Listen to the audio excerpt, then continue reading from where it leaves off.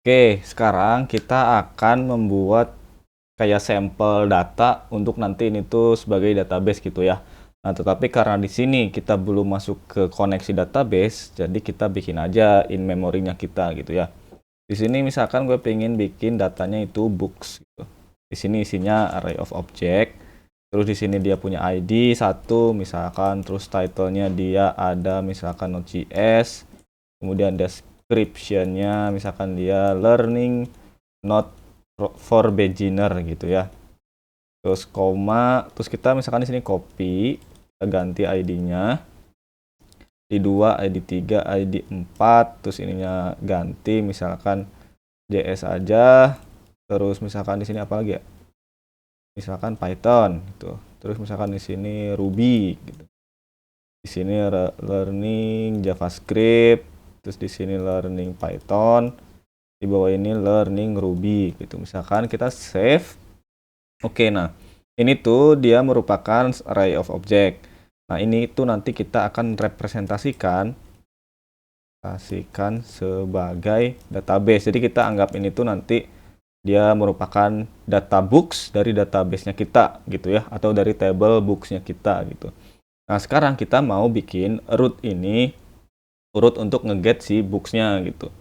Oke, karena ini udah nggak kepake dulu, kita simpan aja di sini. Kemudian kita di sini bikin roots-nya, misalkan get, terus di sini books. Oke, di sini kita bikin handler seperti biasa, request.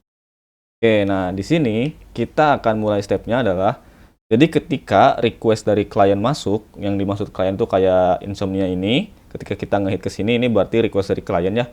Request masuk ke endpoint ini, kemudian dia akan mengakses di handlernya.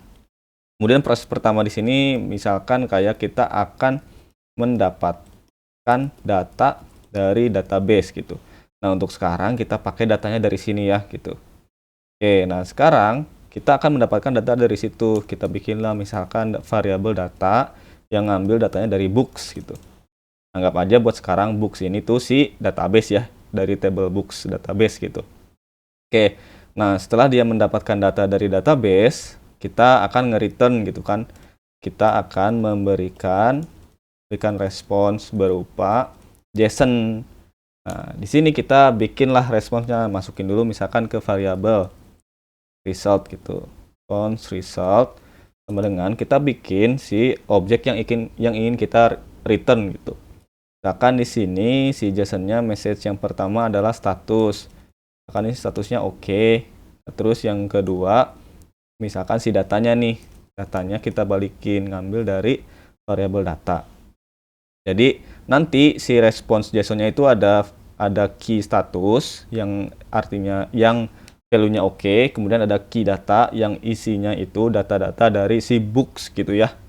Oke, selanjutnya kita langsung balikin aja dengan cara res JSON, terus masukin deh si result-nya ke sini.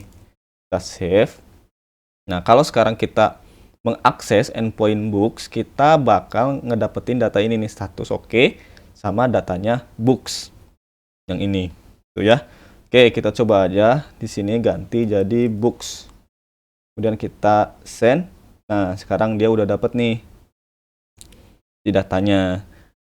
Oke, jadi data ketika klien ngehit request ke endpoint books, maka si aplikasinya dia akan dapat ke sini. Kemudian dia akan mendapatkan data dari database yang mana untuk sekarang pakai array of object dulu di sini. Nah, kemudian setelah itu baru kita memberikan respons, ngebalikin respons dari kita ke si klien sehingga si klien bisa dapat data ini. Gitu ya. Oke, mantap.